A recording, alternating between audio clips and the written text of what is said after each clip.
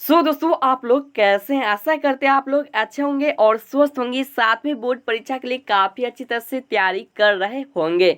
दोस्तों आज के इस क्लास में देखेंगे क्लास 12 सोशियोलॉजी यानी कि समाजशास्त्र के ऑब्जेक्टिव टाइप क्वेश्चन आंसर जो कि बोर्ड परीक्षा में बार बार पूछे जाते हैं। दोस्तों आप लोग भी बोर्ड परीक्षा के लिए तैयारी करें और बेहतर से बेहतर अंक प्राप्त करना चाहते हैं तो वीडियो को शुरू से लेकर लास्ट तक बने रहे, क्योंकि यह वीडियो आपके लिए काफी यूजफुल होने वाला है। इस लास्ट तक बने रहे। नमस्कार दोस्तों, मेरा नाम सोनू, आप देख रहे एजुकेशन बाय गुप्ता जोडोप चैनल पे नए चैनल को सब्सक्राइब कर ले, साथ में बेल आइकन इसको भी दबाए के लाओ कली ताकि लेटेस्ट वीडियो आपको मिलता रहे सबसे पहले। दोस्तों वीडियो को शुरू करने से पहले वीडियो को फटाफट से एक लाइक कर दे, साथ ही इस वीडियो को अपने व्हाट्सएप ग्रुप फेसबुक ग्रुप में भी शेयर कर दे ताकि और भी छात्र है जो इसको भी तैयारी करके बेहतर से बेहतर अंक प्राप्त कर सके।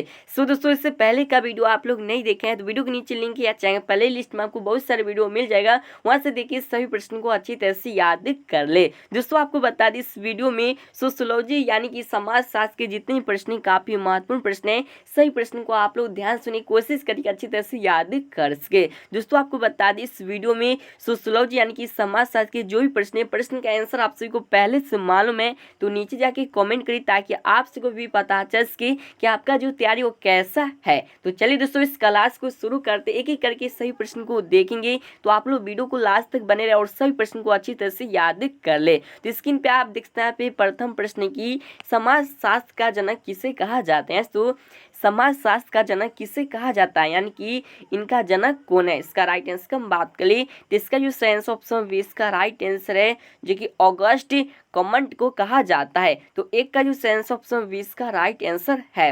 अगले प्रश्न यहाँ पे देखते दोनों प्रश्न की निम्न में से कौन भारतीय समाज की विशेषता है, निम्न में से कौन भारतीय समाज की विशेषता है, इसका राइट आंसर की हम बात करें तो इसका जो सेंस ऑप्शन 20 का राइट आंसर है इनमें से सभी है। तो ऑप्शन यहाँ पे अनेकता में एकता, ऑप्शन यहाँ पे संस्कारों द्वारा समाजीकरण, ऑप्शन सी यहाँ पे जो कि पुरुषार्थ, ठीक है, इसलिए इसका करेक्ट आंसर ऑप्शन डी यहाँ पे इनमें से सभी। दो का जो सेंस ऑप्शन डी इसका राइट आंसर है। अगले प्रश्न यहाँ पे देखते तीनों प्रश्न की निम्न में से कौन एक भारतीय सांस्कृतिक संरचना में परिवर्तन लाने वाली प्रक्रिया नहीं है, यानी तो आपसे एग्जाम में पूछ सकता है निम्न में से कौन एक भारतीय सांस्कृतिक संरचना में परिवर्तन लाने वाली प्रक्रिया नहीं है। इसका राइट आंसर हम बात कर ली तो इसका जो सही आंसर है ऑप्शन 20 का करेक्ट आंसर है औद्योगिकरण, यानी तो 3 का जो सेंस ऑप्शन 20 का राइट आंसर है।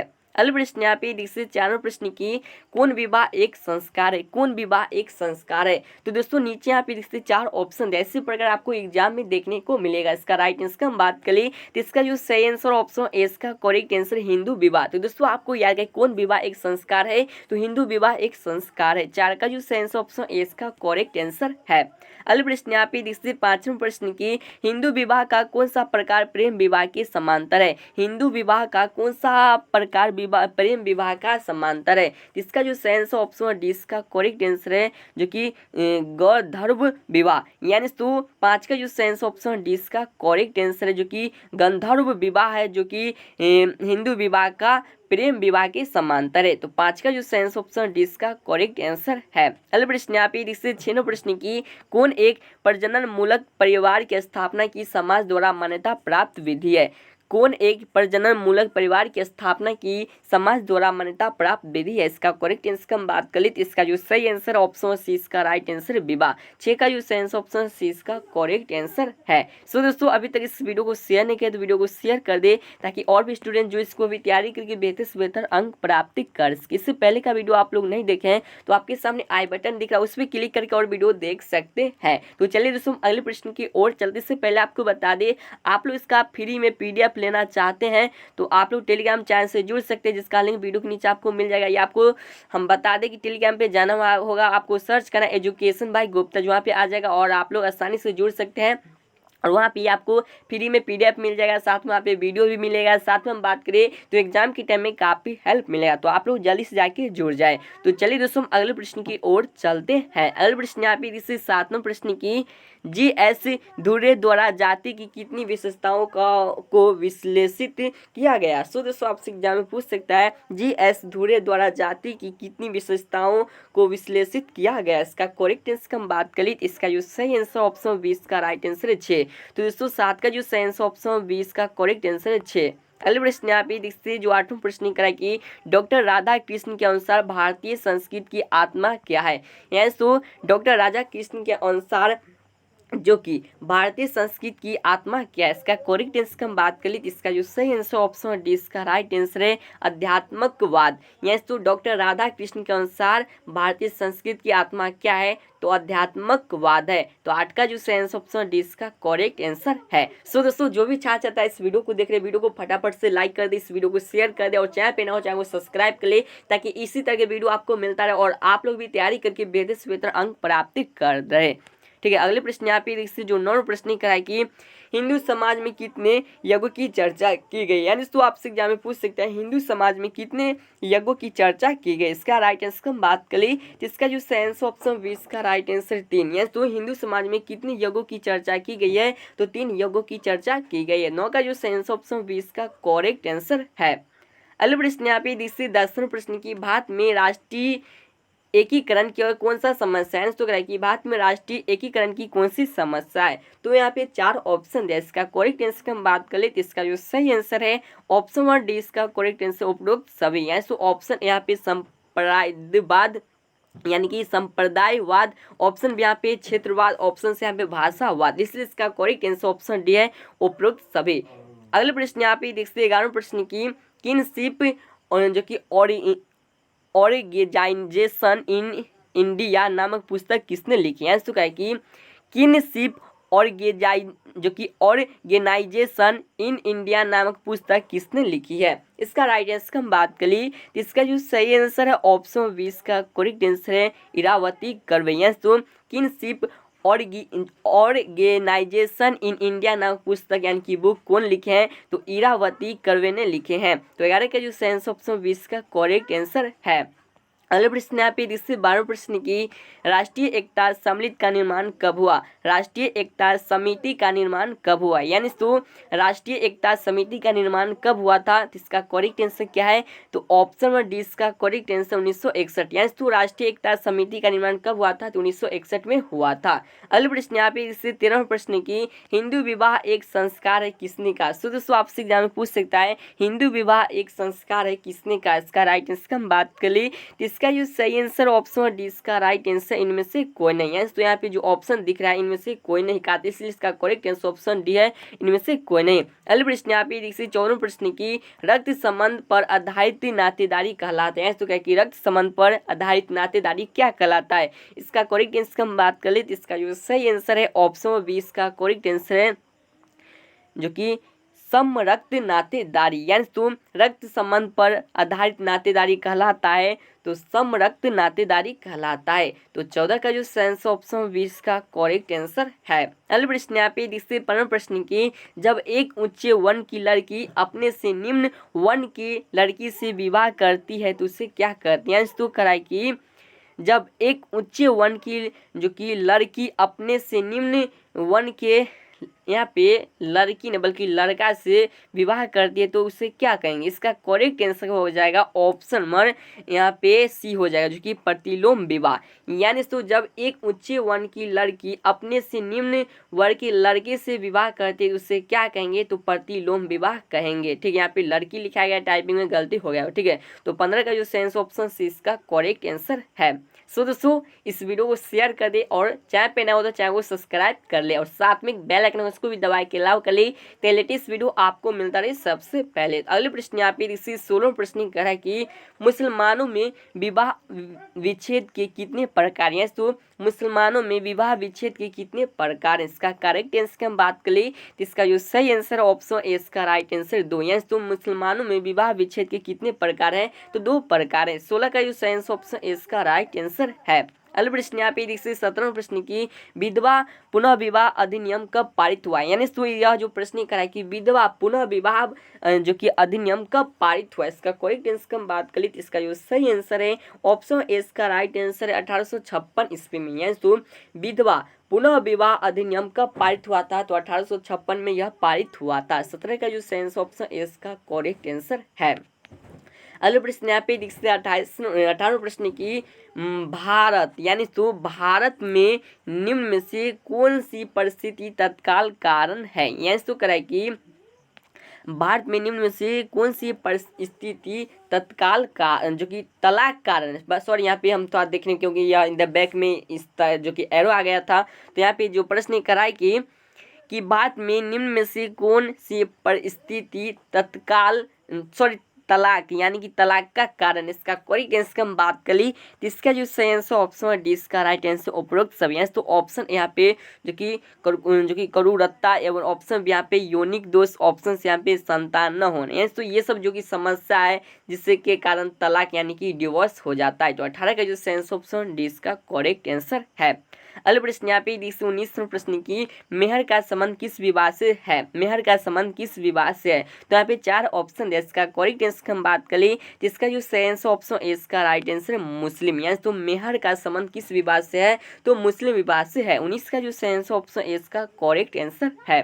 अगले प्रश्न यहाँ पे 20वें प्रश्न की पुनः जन्म की अवधारणा किस धर्म से संबंधित है, पुनः जन्म की अवधारणा किस धर्म से संबंधित है, इसका करेक्ट आंसर हम बात करें तो इसका जो सही आंसर ऑप्शन ए इसका करेक्ट आंसर हिंदू, यानी तो पुनः जन्म की अवधारणा किस धर्म से संबंधित है तो हिंदू से है। 20 का जो सही आंसर ऑप्शन ए इसका राइट आंसर है। अगले प्रश्न यहाँ पे देखते हैं किस प्रश्न की हिंदुओं में विवाह एक है, हिंदुओं में विवाह एक है, इसका करेक्ट आंसर हम बात कर ली तो इसका जो सही आंसर है ऑप्शन 20 का राइट आंसर संस्कार है। यस तो हिंदुओं में विवाह एक प्रकार का क्या है तो संस्कार है। 21 का जो सही आंसर ऑप्शन 20 का करेक्ट आंसर है। इस वीडियो में जितने भी प्रश्न हैं जो कि एग्जाम में बार बार पूछे गए प्रश्न तो आप लोग सही प्रश्न को अच्छी तरह से याद करें और चैनल पे ना हो तो चैनल को सब्सक्राइब करें ताकि इसी तरह के वीडियो आपको मिलता रहे और आप लोग भी तैयारी करके अच्छे मार्क्स प्राप्त कर सके। अगले प्रश्न यहाँ पे देखते जो 22वां प्रश्न करा है कि एक मुसलमान पुरुष एक साथ कितनी स्त्रियों से विवाह कर सकते हैं, तो कहा कि एक मुसलमान पुरुष एक साथ कितनी स्त्रियों से विवाह कर सकता है, यानी तो कहा कि एक जो मुसलमान व्यक्ति यानी कि जो पुरुष है वह एक साथ कितनी यानी कि महिला से विवाह कर सकते हैं यानी कि स्त्रियों से विवाह कर सकते हैं। इसका करेक्ट आंसर हम बात करें तो इसका जो सही आंसर ऑप्शन ए इसका राइट आंसर 4, यानी तो एक मुसलमान पुरुष एक साथ कितनी स्त्रियों से विवाह कर सकता है तो 4 स्त्रियों से विवाह कर सकता है। तो 22 का जो सही आंसर ऑप्शन ए इसका राइट आंसर है। अगले प्रश्न यहाँ पे 23वें प्रश्न की किसने कहा जाति एक गतिहीन वर्ग है,